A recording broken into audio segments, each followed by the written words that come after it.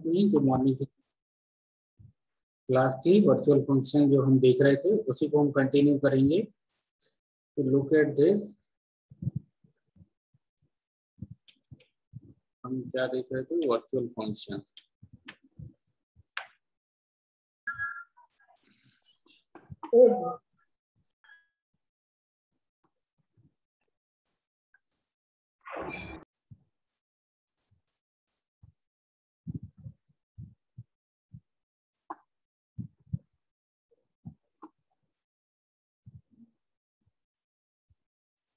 Okay, तो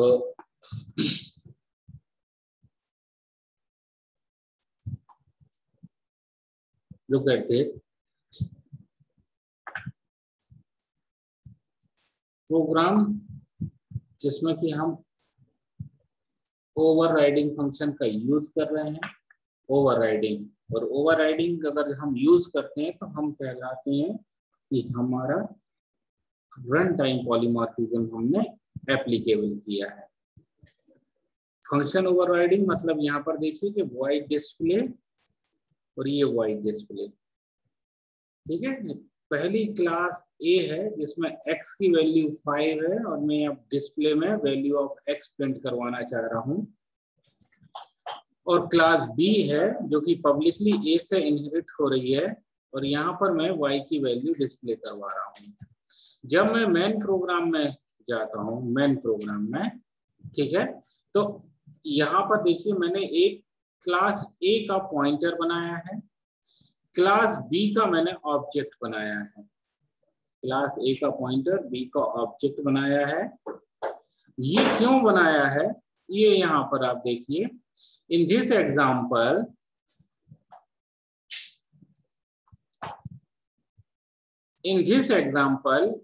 pointer A is the base class pointer. Pointer A is the base class pointer. The pointer can only access the base class member, but not the member of the derived class. ठीक है, ध्यान से देखिएगा कि इस example में क्या हो रहा है कि आपको देखिए, जब मैं ये रन करूंगा प्रोग्राम, कि क्लास A है जहां पर की डिस्प्ले है और x की वैल्यू डिस्प्ले हो रही, क्लास B है जहां पर की y की वैल्यू डिस्प्ले हो रही है। फंक्शन बोथ द सेम है class A and class B में। क्लास B इनहेरिट कर रही है क्लास A को, और मेन फंक्शन में जब हम रन करते हैं program by using this functionality, तो वैल्यू ऑफ x इज 5 आती है, मतलब मेरा क्लास A का डेटा प्रिंट में आया है अभी। ठीक है, अभी मैं इसको रन करके भी दिखाऊंगा, लेकिन ये हो क्या रहा है क्योंकि आपको जब भी आप ये वर्चुअल फंक्शन यूज करोगे तो आपको कुछ इस तरीके से लिखना पड़ेगा।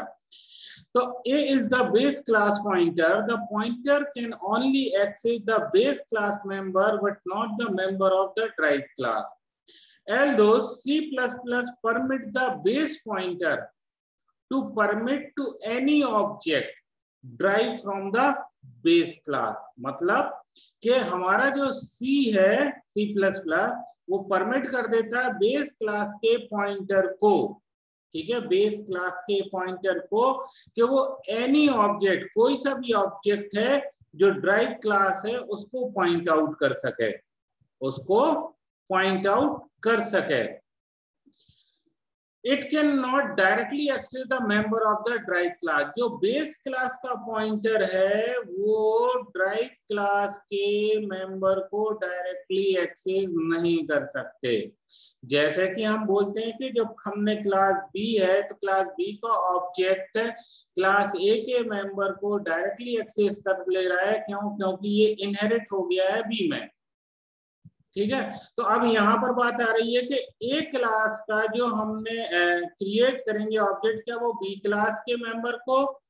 नो, ठीक है, नो, ये क्लास ए इनहेरिट हो रहा है बी में, ना कि क्लास बी जा रहा है ए में। तो क्लास ए का ऑब्जेक्ट ए के डेटा को ही एक्सेस कर पाएगा, क्लास बी का ऑब्जेक्ट क्लास बी को एक्सेस करेगा, क्लास ए को करेगा।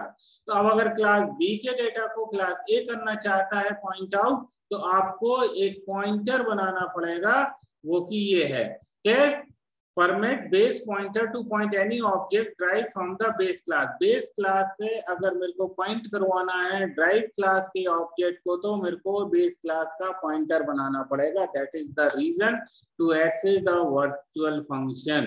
कि अगर मेरे को सेम फंक्शन है और बेस क्लास के फंक्शन को यूज करना है, तो मेरे को कुछ इस तरीके से रिलेट करना पड़ेगा कि मेरा ड्राइव क्लास भी हो, बेस क्लास का फंक्शन भी एग्जीक्यूट हो। That is the reason to define the pointer of the base class.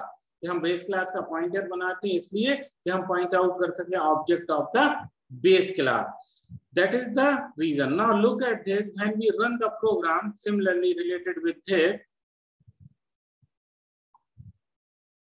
look at this. When we run the program, same program था जो आपने रन किया है। अभी देखिएगा 1 by 1 में चेंजेस करता जाऊंगा प्रोग्राम में और आपको दिखता जाएगा। क्लास ए है, लुक एट दिस,